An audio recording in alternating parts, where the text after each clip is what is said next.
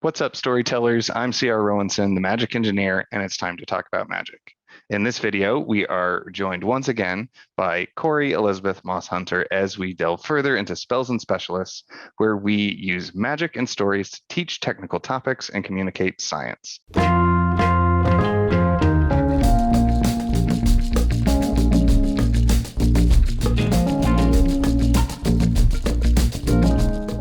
So we recently had Corri on and we built out a seed crystal, which I have the details of written down because it's different than any other seed crystal I've actually worked with before.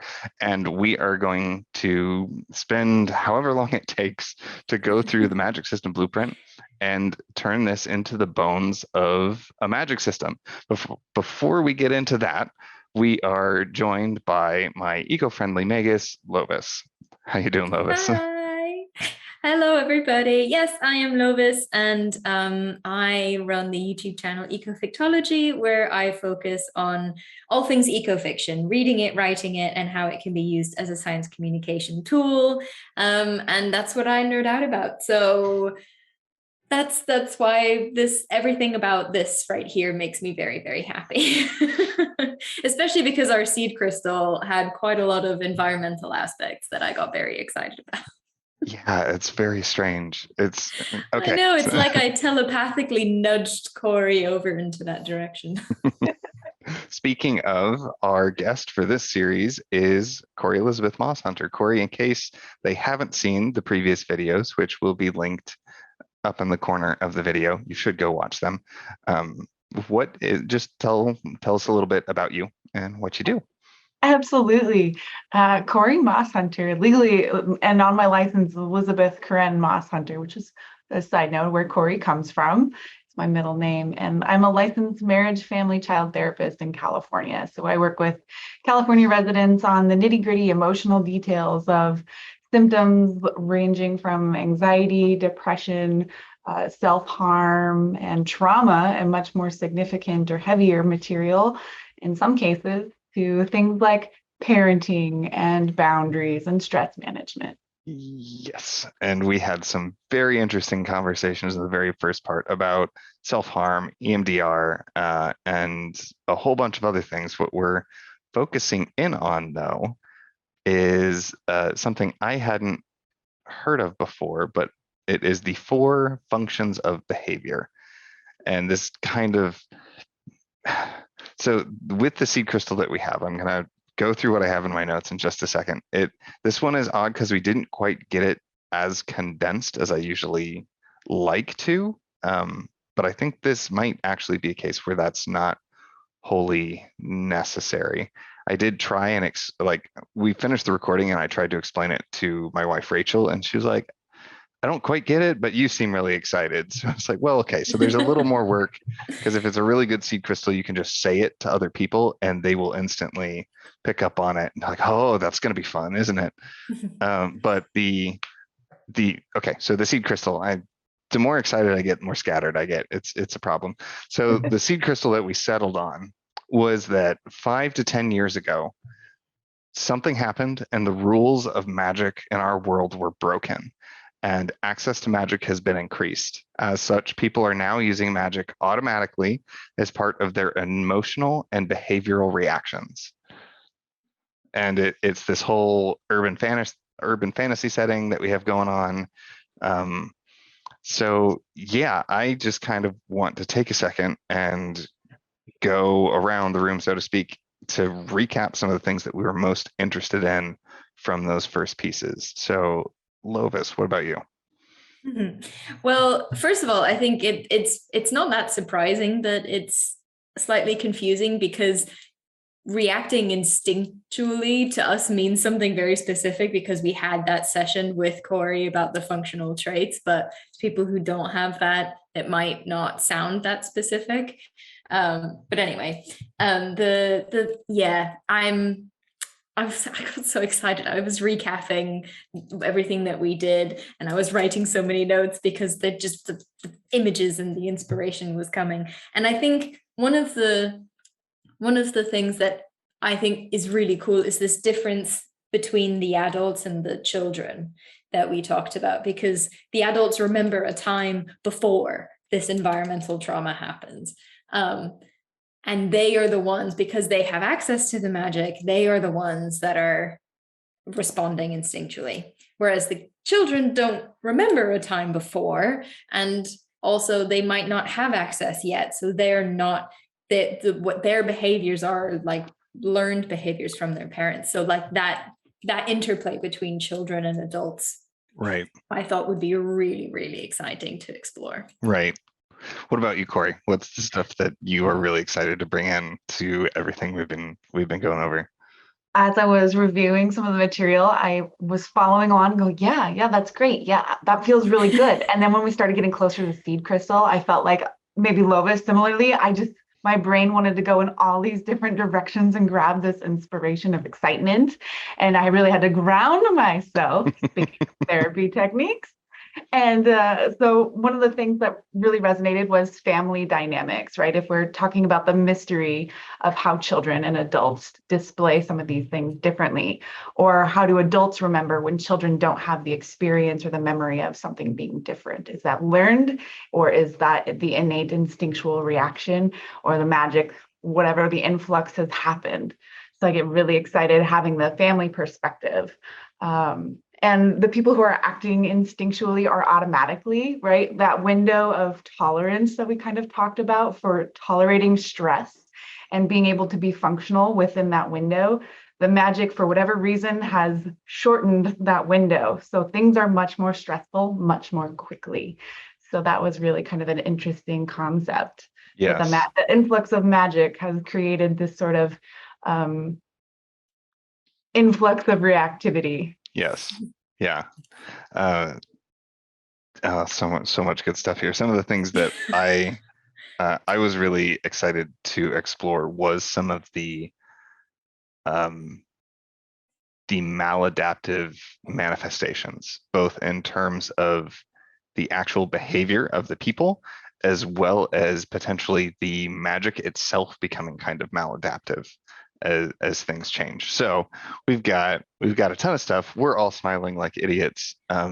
So we're gonna go ahead. I'm gonna screen That's share. how we know we're on the right track, when we Yes. smile like idiots. I mean, otherwise something would be very wrong.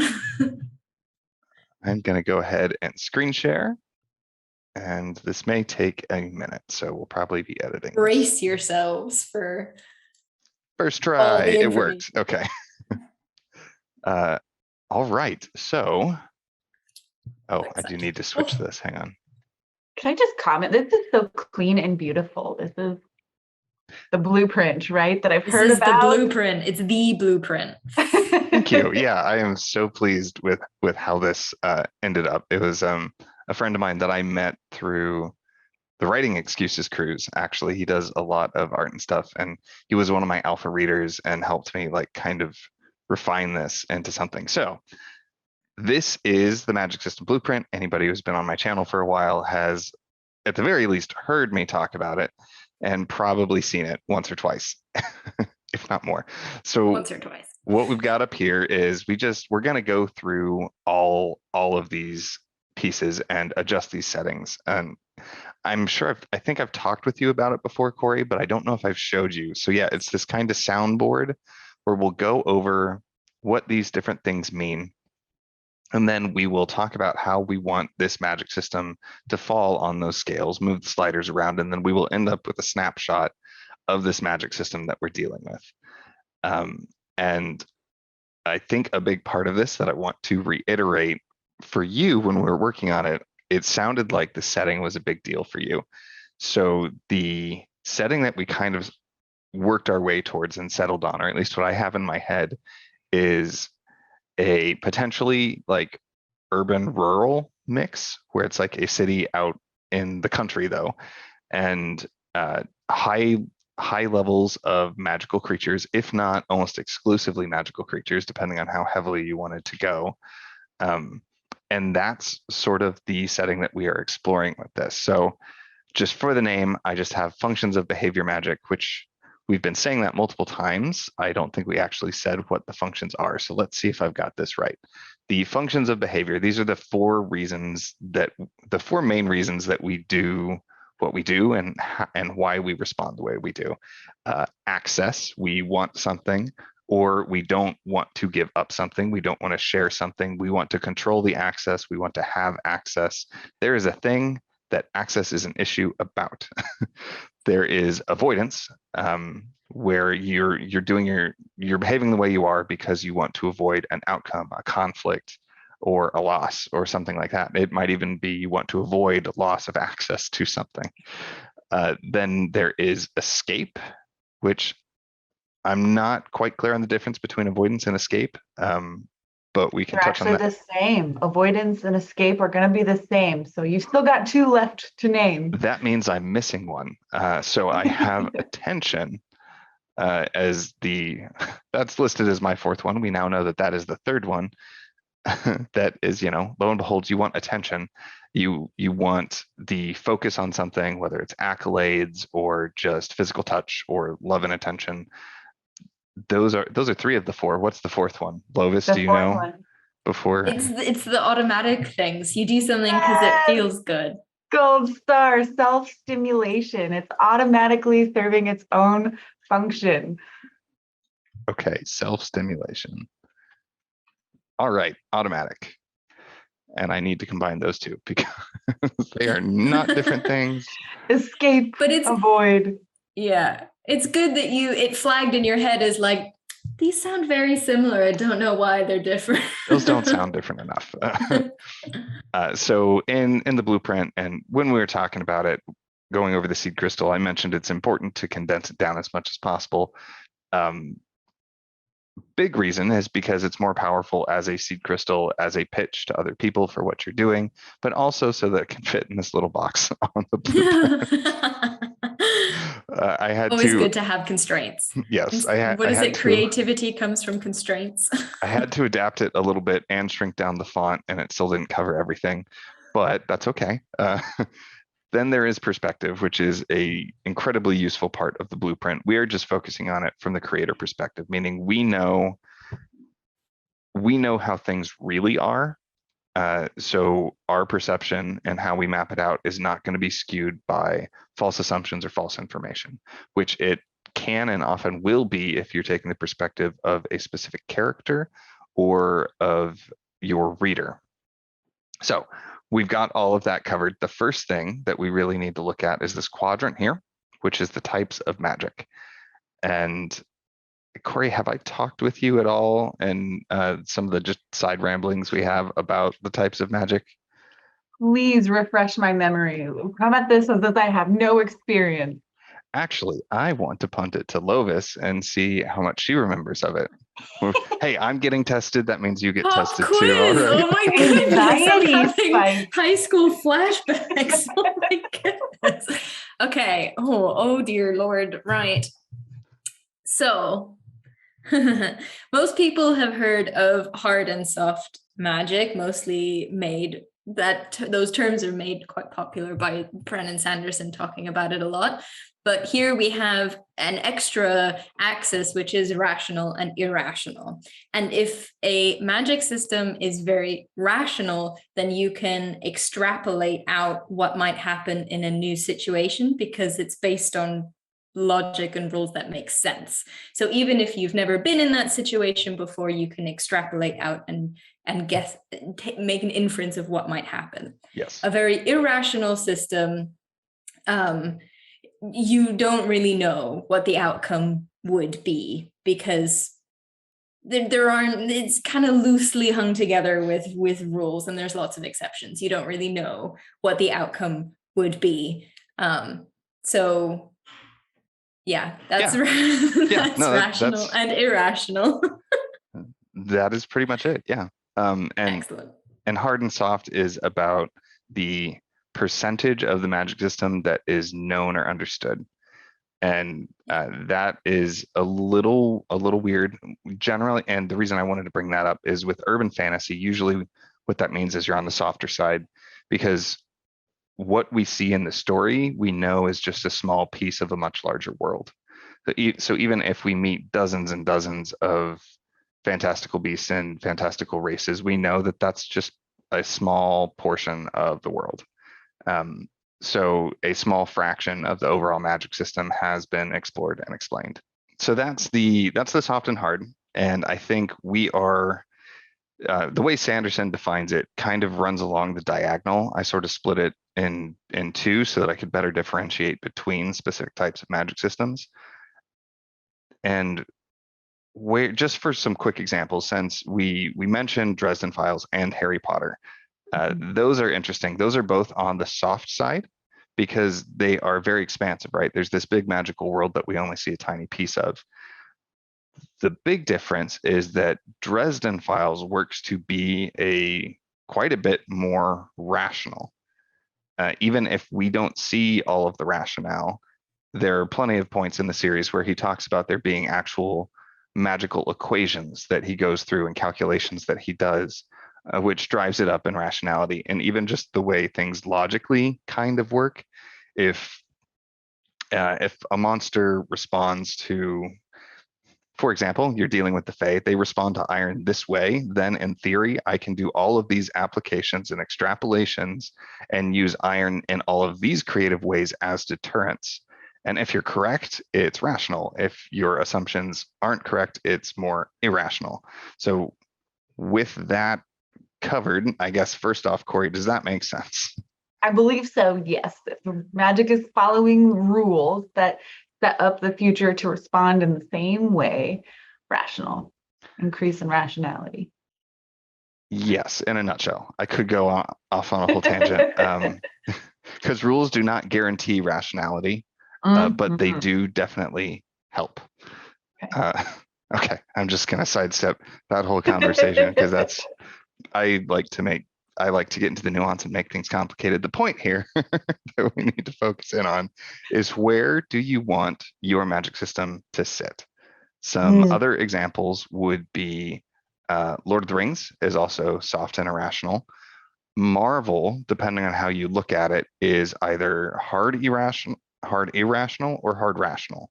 If you're looking at it from the scope of a single hero, those tend to be more rational. If you're looking at it as the universe as a whole, that becomes more irrational because the cohesion and patterns between heroes and villains don't really hold. Your hard rational stuff is going to be some very limited near future hard sci-fi type stuff. Brandon Sanderson stuff is often very hard rational. He explains the entire system, and rationality is his game.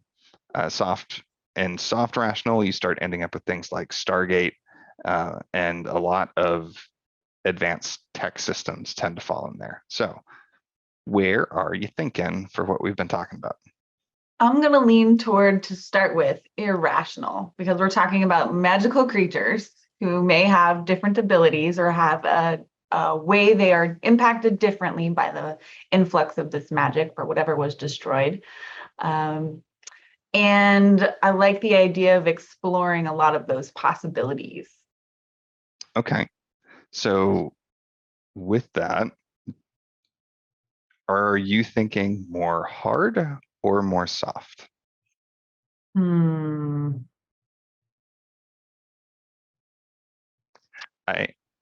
Just from my experience with most urban fantasy, falls on the softer side for the reasons that I already covered. Yeah, that's my inclination. Okay, we could make it harder if we really focused on just a couple of very specific races. So if there were just human, elves, and fairies, if there's just those three, that's a simple enough system that we can explore all of it. If we really wanted it to be wide open in terms of we have no idea what all is out there, presumably anything and everything, that's definitely going to end up much softer. Let's look at the softer aspect. Okay. Oh, we've not done a soft irrational one. I'm very excited. This is new territory for me. Haven't.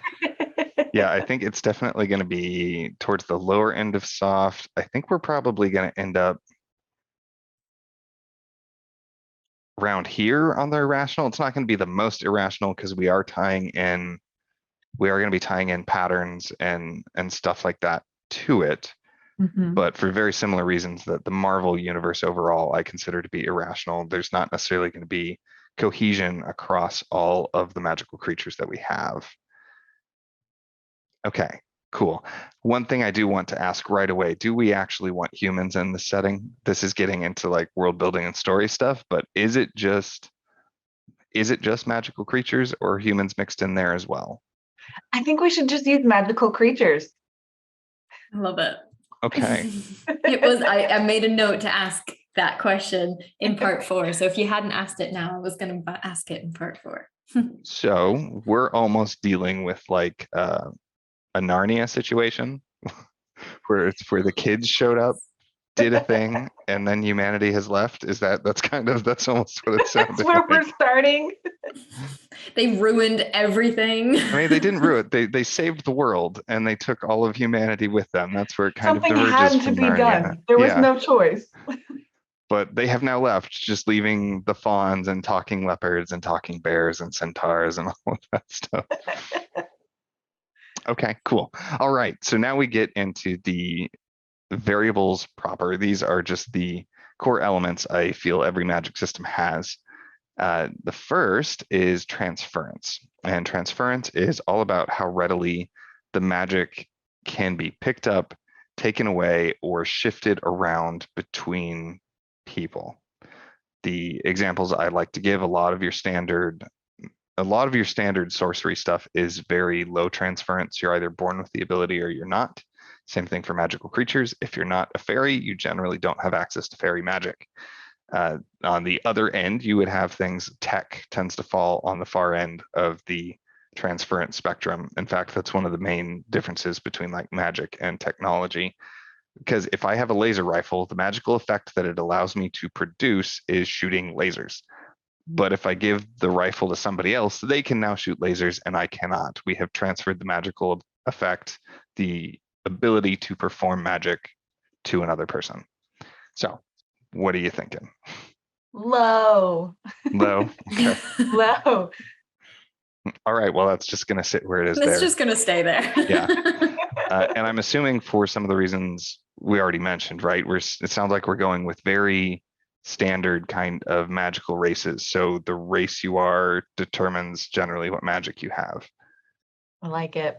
Okay. Yeah. So the race, sorry, jumping on, well, this might come in a different portion. You can tell me if I'm jumping the gun, but the race you are determines what kind of magic you have. But are we looking differences between individuals though to be quite extreme, or is it still like each race has a certain kind of magic and then there's variation within that certain kind of magic? Right. So if we Those are consider good questions.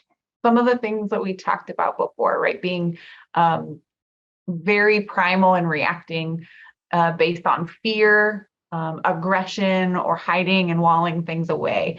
I'm wondering if that would be aligned with the magical creature's predisposition, right? If you're a small creature, it seems pretty unlikely that your natural response to things is to crush it. Although that might be really fun for the magic having gone haywire, right? This tiny race magical creature are now suddenly acting so irrational that they're threatening themselves or endangering themselves. Would be pretty bizarre. I think probably what would make the most sense to me is if each race essentially had access to a very specific field of magic and magical effects, and then the individual will obviously have affinity for different areas of that based on their personality and experience and whatnot. So And how they use that particular power. Yeah. Right. So, okay. So the difference really is how they then use because you can use, I mean, you can have a whole bunch of different types of magic, but you can still use those types of magic aggressively or defensively or whatever. And transference really is all about accessibility. So if I'm a tiny fairy, I have access to, I technically have access to all of the fairy magic. Whether I personally have the capability to do it or not, that's a personal thing. But as a fairy, I have access to all fairy magic, but I do not have access to troll magic. Got it. And there's not really a way for me to get that. unless I was born as half fairy, half troll, right? At which point, potentially some stuff there. But okay, so, and I think this next one is also going to be pretty simple. That is prevalence. So prevalence is just the abundance or absence of magic in the world. I think that's going to be about as high as it can get. Considering it's a world of only magical creatures. Right. The eco impact has gone haywire. Nature is weird. The magic is weird. Nature is weird. This is where things are going to get a little more interesting. We have some options here. I think it sounds like we're going with some fairly tropish understanding of this genre. Nothing wrong with that. Good tropes exist for a reason, and it's because we love them, and they make learning stuff faster and easier, actually. So what we want to look at next is the source. And I don't know how well you can see it, but there is a little indicator here that will point up to internal, external, finite, renewable, or infinite. The internal and external aspect is about where the magic comes from its source, where the well of power sits, and how it flows into the magical effect. We aren't talking historical source here. We aren't saying this was gifted to them by the gods. Like, at this point, we don't care about that. If I am a magic user using magic, do I draw the energy from inside myself or from outside myself? So here's where I think I have a question. When we had I think it was in the last video, we talked about in the seed crystal, right? There was something 5 to 10 years ago, something had been destroyed. I love the idea that kind of opened the dam of magic to create like this flood, right? When we talk about extreme feelings, often it's a flood of an emotion, something that we lose control with. So I love the idea that there is just too much of it to channel appropriately or normally that these creatures are used to doing and reacting to. That makes me feel like it's external. What are your thoughts? That's probably what I would have instinctually said. Okay, interesting. I normally would have gone with internal, but I'm okay with external. We can go with that, because what that means is that everybody is drawing on the same energy source, which could lead to all kinds of complications, both now and down the line, where if the levels of magic start rising or decreasing or changing, or in this case, the nature of the magic starts changing, that is going to affect everybody. So that makes total sense to me. The next portion of this is when you're dealing with this well of energy that you're drawing from, how large is that pool? Is it infinite and you can't run out? You can just use your magic indefinitely as you wish without any problems? Or is it finite, where there's a set amount and when it's gone, it's gone? Or do you sit somewhere in the middle where it is renewable, where there's a finite amount, you can burn through it, and once it's gone, you can't do anymore, but it does replenish? In terms of the story, right? If something got destroyed, and we're talking about the eco impact causing a flux, and in terms of an urban area and a suburban world, or vice versa, then what if it creates an area of the haves and have-nots, right? That the dam was broken, so to speak, something was destroyed, creating this massive outpouring in one area. Are these magical external sources independent, or are they connected? Because if you've got the draw or the flood from one area, does that take away from the source in another area? That's kind of exciting, right? Because now we have a basis for comparison within the magical creatures. Who's using it more and who doesn't get to use it anymore? I think I like the idea that it is external, and in terms of the source, let's call it finite. Like there is a limit to how much there is, or is it semi-renewable? Okay. Leave it up for interpretation here. What are your thoughts? Can I jump in? Please. Yeah. Because when I hear the word renewable, I think of it in a very climate change and environmental thing. If usage was not over kind of the capacity of what the environment could give, then energy would be renewable and our resources would be renewable. So in theory, this could be a renewable resource, but because now the dam has broken, our usage is so high that it's not replenishing fast enough. So now it has become finite. So I want to actually pull back to the seed crystal, because this is why the seed crystal is important. It's very helpful with alignment. Some of the concepts that went into this is the fact that magic is being manifested automatically as part of our emotional behavioral reactions and our internal trauma. So I'm going to push a little bit against the finite, because if it's finite, and that's the danger is us using it automatically, then one of the solutions would just be to burn it out. And it seems like a lot of the actual consequences that we wanted to explore, we talked about this a little bit, how the connection we wanted between the magic and the science principles we want to teach is more that the magic is causing things to happen and the scientific principles need to be understood in order for us to cope with those consequences.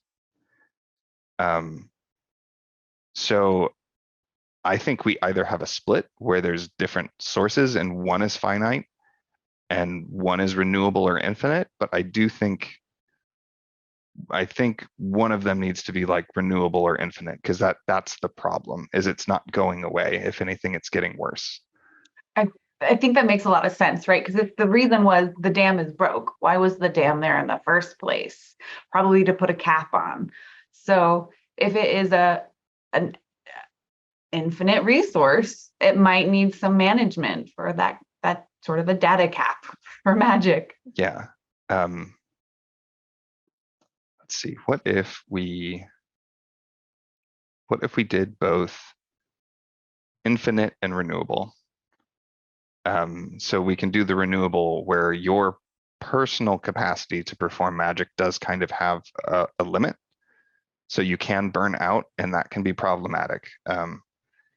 Because if you're trying to do things intentionally and you have already burned through all of your reserves because of your magical outbursts from emotional reactions, that's going to be frustrating and problematic. But this outpouring of energy from the wound is infinite, and this is an issue that isn't just going to go away. It's not something that we can just wait 10 years and it's going to resolve itself. Oh, it's so gut-wrenching. That makes me feel like we're on the right track, right? Your body only has the capacity to handle so much of it at a time. And then the resource is just going to keep flooding. The magic just keeps coming. Yeah.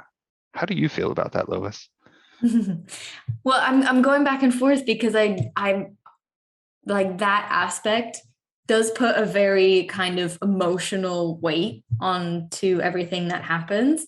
I wonder if, because what you said, like, it's not going to go away, and if it was finite, then we could just wait for it to stop. Mm-hmm. I wonder if you rephrase it though, like, they're not going to want the magic to go away. Like, they're going to lose something. You know, magic is an integral part of their culture and their being. So if it was, I guess it moves the stakes, right? So the stakes are either like life and loss, if it's infinite and therefore people burn out, or the stakes are the loss of the magic if you don't put the dam back, and therefore you lose the magic and then you lose something very integral to yourself. And so it just moves the stakes. So it depends where we want the stakes to be. So if it was a renewable, should be, because renewable and infinite in some cases can be, like, if you manage it right, then it can be infinite because it is renewable. But because it's now not being managed, it has become finite. And if we use the functional behaviors to figure out what happened, then a solution can be made to manage it again and make it renewable again. But I might be going around in circles now. I like So that. here's an added question. How does the component of adding children mythical creatures to that change that component for you? Right? Because now we're talking about children are learning or accessing the magic quickly and potentially burning out and extinguishing their life much sooner because of their capacity to use magic is increased. So or being orphaned because their parents are burning out. I now like the idea of it being finite. And I kind of want to go with that because that was Corri's original instinct. And what I'm starting to feel here is the energy of the world, when it's balanced, is renewable, and therefore the powers and energy of the individuals are also renewable. This dam has broken, and what that does is, on an individual level, it's still renewable. But when we have these massive outpourings and this massive overuse, like it's leading to large scale overuse through all of this emotional backlash and lashing out of the individual people, that is now overcoming the renewable level of the world. Yes, we can have both. Yeah, so we kind of have both. So they're at a point with all of the emotional and behavioral turmoil, they are now outpacing the natural restoration of the world. And that's a big problem because they want to remain magical creatures, right? I love how flexible this blueprint is working with us right now. Like, this is really exciting and beautiful to geek out and nerd on. Thank you. I really appreciate that. It's one of those weird things that I don't just want to sound like the person who is talking up their own tool. But yes, the more I use this, the more I'm like, this thing is really freaking cool. It's pretty cool. That's okay. That's real fun, and that gives us all kinds of stakes to explore. I just wrote the word renewability. Is that a thing? I should really know if that's a word or not. I don't. You're a resident eco specialist.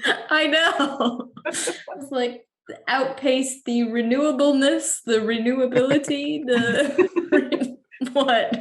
The renewable quotient. Yeah. I like that. I'm writing that down. That's so interesting because it's going to make the emotional control and the psychological and psychotherapy responses vital for the health of the people and the health of the world, which, just as a side note, is something I have always kind of thought would be a cool way to tie in. I've tried to do it with a couple short stories, right, where where therapy and these kinds of tools and stuff were fundamental to society as a whole. And this would be a really cool, magical way to do that, because you're going to end in a place where everybody's like, okay, you got to do your grounding techniques. When did you last talk with your therapist? You gotta, like, the world is at stake. The world depends on it. Your magical attunement. Oh, the world is at stake. Go see your shrink. Go see your shrink. Which I don't know where that word came from and why it has negative connotation, so I probably shouldn't use that, but okay, so therapist. Go see your licensed family and marriage therapist. What is it? Licensed. What's the acronym? LMFT, isn't it? Licensed. So now it's LMMFT. Licensed just magic one singular marriage and family therapist. We're just rebranding your entire career. You get an extra M. You're extra special now. I love it. Okay. We should put it in and see if anyone is like, there's a typo in your like. No, actually, I was a guest on a podcast. Let me give you their link. Yeah. Here are my credentials. Educate you. Okay. Oh man. All right. We're in a silly mood today. This is I think exciting. we kind of have to be, because a lot of this is getting kind of dark. Like, this is. It's true. We're talking about, like, potentially children. Like, we can kind of tamper that though. Right. We did talk about early on my, like, enjoyment of darker stories and some of the scary stuff that comes with that, like mystery, psychological thriller, and now we're throwing magic into it and psychology. So perfect. Which this was something that popped in my head. I know we aren't in the narrative shenanigans episode because that's just how I always refer to it in my head now. But just I think this would be very interesting for potentially like YA or even middle grade. I'm sure I was just a weird child, but if I had had some of these darker things in that, I would have loved it so much. I was gonna pitch this as a middle grade novel. I was gonna pitch it because the adults don't know what they're doing right now. The kids are the only ones that know what they're doing right now. Yeah, it's one of those weird things. If we actually focused on adult characters, it would be way more depressing and terrifying. And completely chaotic. Completely chaotic. Kids in there. Now we have hope. Yeah, exactly. Oh, I'm so glad we're on board with that. I thought I'd have to sell that so much harder. I mean, you did. Just twist my arm. I know. All right. Okay. Sorry, I'm letting us get all over the place. Next up is Flux, which this one is very interesting because this is about whether the prevalence is increasing, decreasing, or remaining the same over time. And just from what we've talked about, actually, I'm not going to say anything. What's your take on Flux based on what we have been talking about? And we were talking about at the moment of the story, whether it's increasing or decreasing. Obviously, when this event occurred, something happened with the Flux. But what do you think? Has increased. So is it continuing to increase? Like, are these effects ramping up? Is the amount of just like ambient magic going on the rise, or are we just at a new normal? Yeah, a new baseline that is just much higher. That is just not okay. So like, not everybody likes to talk about this. Mental health is a really big thing to me, which is why I'm so glad that we have you on here. And the last couple months have been working on adjusting some of my medication. I'm finally hitting a new baseline, and now I have to decide whether this new baseline is acceptable. So I'm wondering if we have that kind of situation where this damage was done, the dam broke, and we now have a new baseline that is just harder to deal with, or is it actually continuing to ramp up? I wonder if this is the new baseline. My concern being that if this continues to ramp up already with the amplified stressors of channeling magic or being closer to a burnout, the impact of like racing toward either the end of this magical well or the effects of utilizing the magic being faster or being harder on the body, I would worry about the continual race toward more. Does that make sense? Okay. What about negative? Because we mentioned that overall in the world it's finite, and with all of this emotional lashing out that might be overcoming the rejuvenation of the world, are we at that state, or is that just something that is a potential problem in the future? Are we currently neutral, and if things don't get sorted out, it will shift into negative? I think that's a good theory because we were already 5 to 10 years into usage. We know that this is a finite source, potentially renewable. So there's a fear of it running out and decreasing, and the effect that then that might have is if you use it and it doesn't come back. Okay. I think the right now is the normal, the snapshot of now being where we're at as a baseline, with the concern of this is potentially decreasing and gone. With negative flux being a threat on the horizon. Right. How do you feel about that, Lovis? Yeah, I'm trying to picture it as an actual dam, because you keep saying the dam broke, and you know, how badly did it break? Did it completely disappear, and therefore everything is flooding out at its maximum speed, and therefore we would be at a new baseline until, you know, the reservoir or whatever is completely eliminated, and then it kind of lessens into a trickle because the pressure would be the same until certain levels drop? Or was it damaged, and so there's like leaks and more pressure is being put on these weak points of the dam, so at some point more and more starts leaking, and eventually it could all come rush out at once. rushing out. So yeah, we can go that is one very compelling option. I think where my head was, and then we can kind of get a consensus between them, was that the dam broke 5 to 10 years ago. So there's probably been 5 to 10 years of intense turmoil. And now the reservoir is empty and just the entire valley is flooded.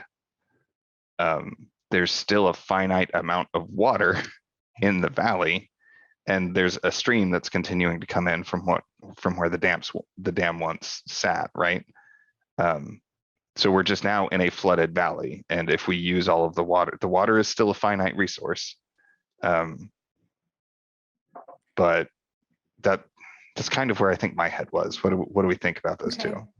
I guess my follow-up question is, we're 10 years later, and if we're still assuming that we don't know what caused it, why, or well, we can talk about that, whether we know what caused it or not. But I think they know what caused it, but they don't know what to do about it.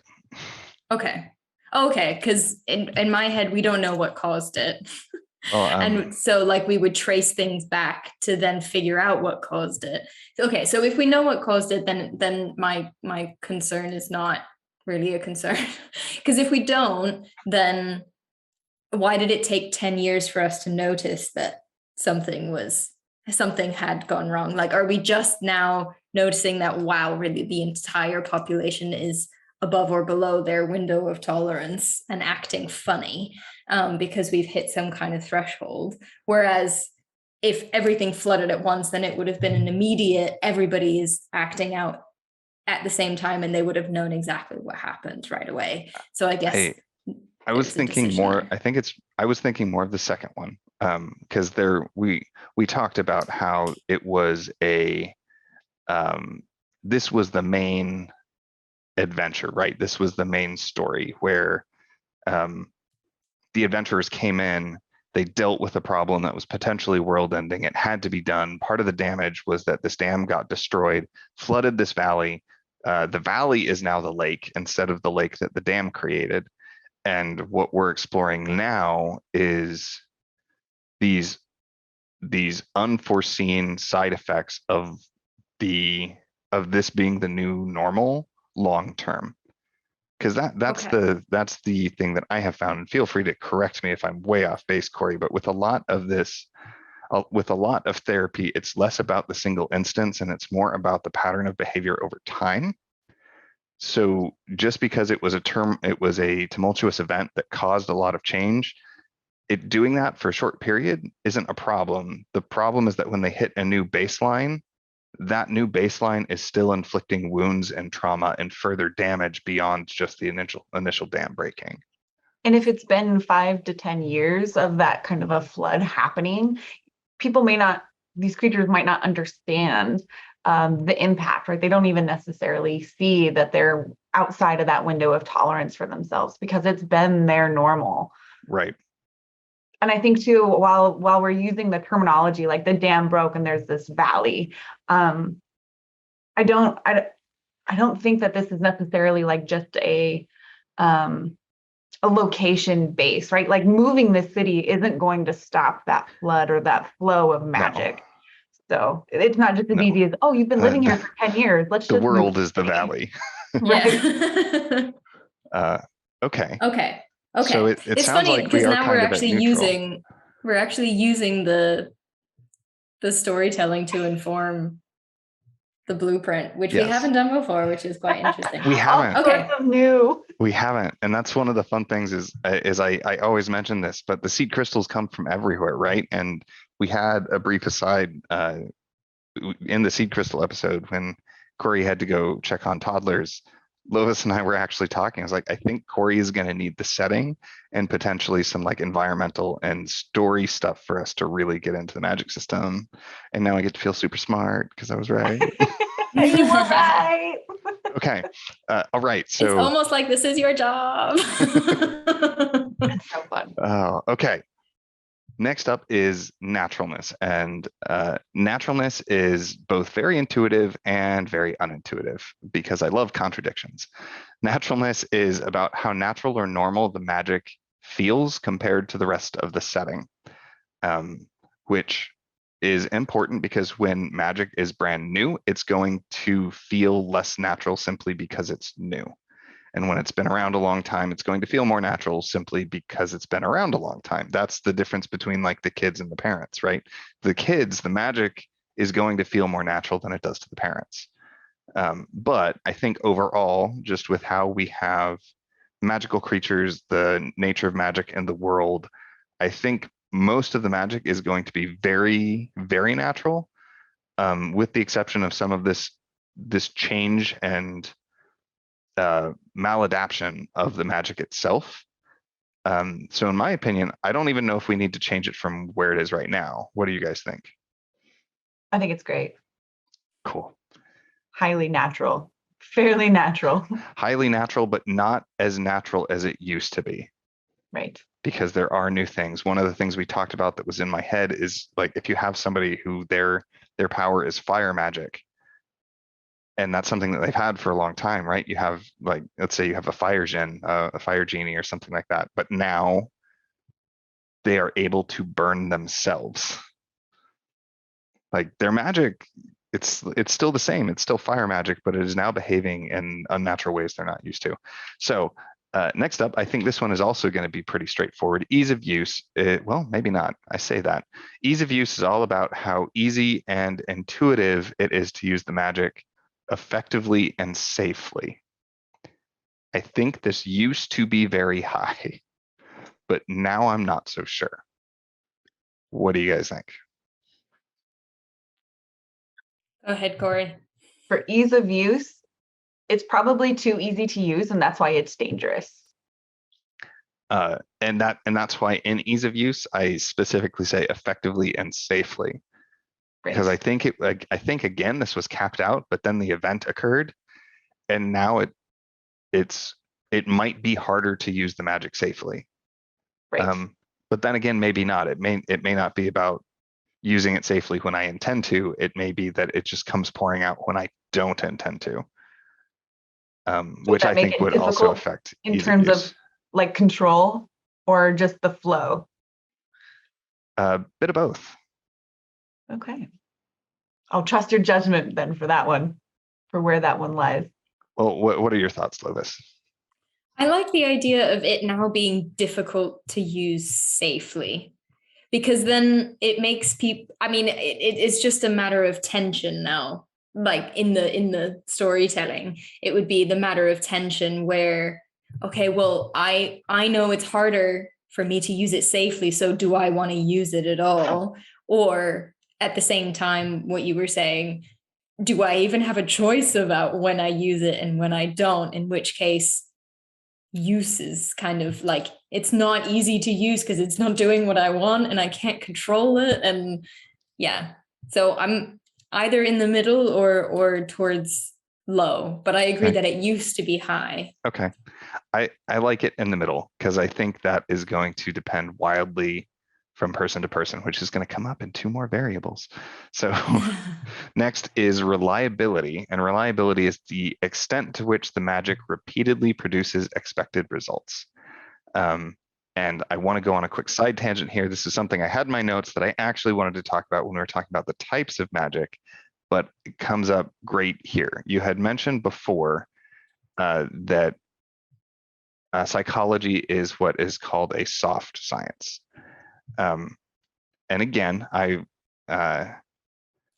would like to kind of throw out my understanding and then see how far off it is, if you're okay with that, or you can throw out your definition and then we can correct my understanding that way. No, go for it. So I have always and I usually use this to explain the difference between rational and irrational magic, is there is kind of rational and irrational science, and that's kind of your hard and soft science. The example I give is I'm a chemist. Chemistry is extremely rational. If you replicate all of the conditions, it will perform the same. If you combine the same ingredients and the same amounts with the same heat and same amount of water, you will get the same reaction. Therapy and psychology, you can duplicate as many of the conditions as possible. You could take two twins and put them through the exact same situation, and they can respond differently. Exactly, right? When we talk about it as a soft, it's presumed to be understandable, but devoid of that mathematical rigor, right? We can follow all of these things the same exact way that's been laid out observably and measurably, but still get all of these other extraneous variables. People are incredibly unpredictable sometimes, and there are a lot of variables that go into impacting the way we behave and why things land the way they do, or get coded in our memories and processes the way they do. Yeah. So while there are generally like no facts in science, and we talk about theories and things like that, the scientific method is designed in a way so that it really can't prove much, but we can disprove things.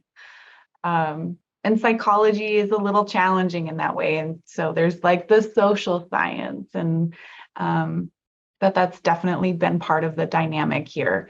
Hard versus soft science, and whether psychology can be softer when compared to the harder science of physics, chemistry, biology, and mathematics. And it seems like a big part of that is how applicable it is on like the micro scale, because chemistry can be repeated on an individual basis. Therapy, psychology, and social sciences can be repeated on a large scale, but trying to get them to repeat on an individual, very specific scale is where it's very hard.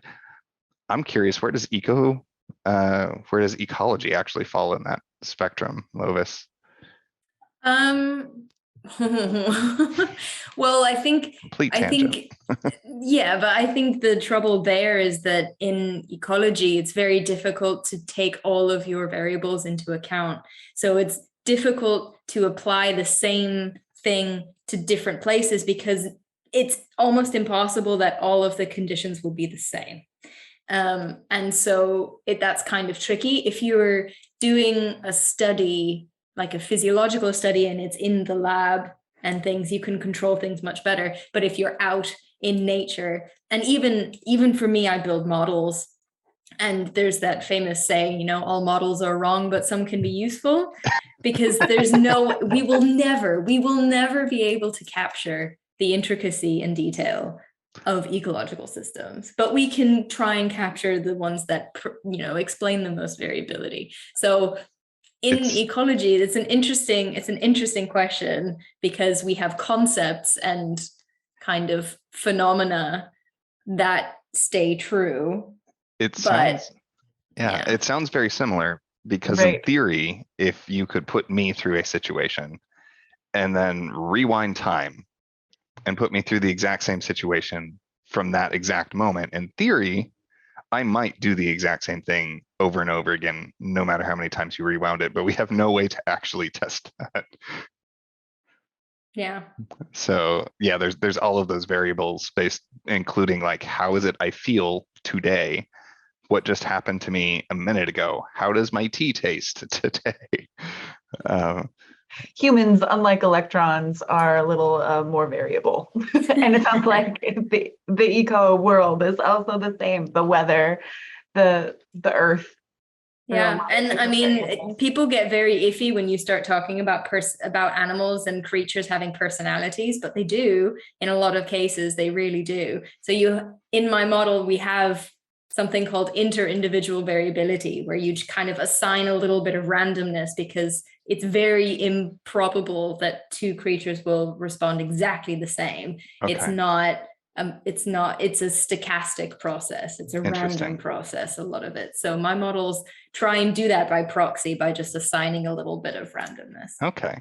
So on the scale I brought us completely back on topic, and I just looked at how long we have been recording already. I'm like, we should probably keep us on focus. How long have we? Oh, okay. Yeah, right.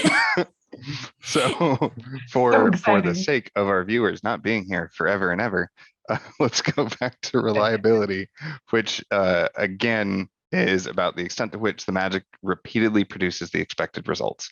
I think this is an interesting thing where, again, it was probably maxed out at high. Or medium high, because especially if you're dealing with enchanting or something like that, where you're influencing minds, that would that would be on the softer side. But with how everything has changed and the way it sounds like your emotional state, your current behaviors, your underlying functions of behavior in that moment might all be manipulating what is happening right then. How do we feel about that? Great. Okay, cool. Nice and easy. Yes, move on. So I'm actually going to put that at medium low, which, as a side note, I say side note, I just said I would keep us on track and I lied. One of the other things that I really, really like about the blueprint, and I want to toss out for you guys, because Corri, you should have a copy of the blueprint. So if you want to go do more of this on your own, you can. We've been talking about how things used to be and how things are now. The blueprint is a snapshot, and it can be a snapshot in time. So you can map out, what did the magic look like before the crisis? What does the magic look like now? And what do I want the magic to look like at the end of my series? Right. And you can or if nothing changes. Right. And you can use that almost as an arc for your magic system, which is something that I haven't ever heard anybody talk about before. And I find super fascinating, is like having magic system arcs, just like we have character arcs. This would be a great case study for that. This would be really fun. Okay, sorry. Last one is consistency. And consistency is the extent to which the system can deviate from its defined settings. If you look at one person, if we were to change this perspective to look at a specific character, would this blueprint be filled out the same way for every character? And I think the answer is a resounding no. Is just their experience with the renewability, with the naturalness, with the ease of use, with the reliability. That's all going to change from person to person. Some of these are going to be consistent. The type of magic, the prevalence is probably going to be the same. Flux is likely to be the same, but and probably transference, but to a certain extent, source, to a large extent, naturalness, ease of use, and reliability would be highly variable from person to person. Right. Right. If we look at this and we change the perspective from a mature or an adult creature to a child creature, they're going to be probably different. If we look at somebody in the source of the flood versus someone who's on the fringe and haven't maybe experienced it within the last 5 to 10 years, it'll probably look a little different. Or even just somebody, because we had this event that occurred 10 years ago, right? This may have been a all-out conflict. If you look at somebody who was involved in the combat from that, as opposed to somebody who was just staying at home with their families. Probably different. Right. Are we going into PTSD territory now? There would be some really cool and I think respectful ways to explore that with this system. Yeah. Which is awesome. We'll put a pin in that. We'll put a note for that in part 4. Yeah. Okay. So that's the whole blueprint. I think we can just leave it in the middle there with consistency. And I always say this, but look at how much we understand about the magic and the implications that the magic has in our world and our story and on our people. And we haven't talked about a single magical effect. This is so exciting. Because people tend to get really fixated on, like, they can do this, they can't do that. And the effects and limitations are cool, but these patterns and implications are almost more important. Right. Really gives us a frame of operation. Yeah. Just super important. Okay. All right. I love this. I love this, and I'm heartbroken at the same time. I know. Thank you so much for sharing this blueprint with me. I'm totally impressed with how this is fleshing out. And you are both wonderful guides and experienced in your fields. I am so excited to be building this with you. Thank you. Thank you for being here, Corri. This is perfect, because now I can deflect on you. Where can people find more about you, Corri? Absolutely. If anybody has questions about psychology, my experience in using this blueprint, working with you in this podcast, or just wants to chat a little bit about some of these topics, my email is probably the best way to reach me, ecorrimoss@gmail.com. And we will have that in the description. Well, it will be in the description for a little bit. If Corri ever wants that changed, it may not be. So Perfect. and also you can find Lovis over on Ecofictology, where she talks about exploring ecofiction and using that to talk about ecological studies and balance, and basically using, her whole thing is using fiction to communicate and explore science. So you can find her over there. That's where actually the next video is going to be. You should definitely go over there and like and subscribe. Yeah, stick around for part 4. It's going to be good, I promise. Yes. Oh man, there's no way it can't be good with all of this. No, we've done most of the work already. So that's it for now. Again, I am Sarah Rowanson, the Magic System Engineer. Thank you so much for being here in this video of Spells and Specialists. Now, I hope this has given you ideas of your own so that you can get out there, get to writing, but whatever you do, stay awesome.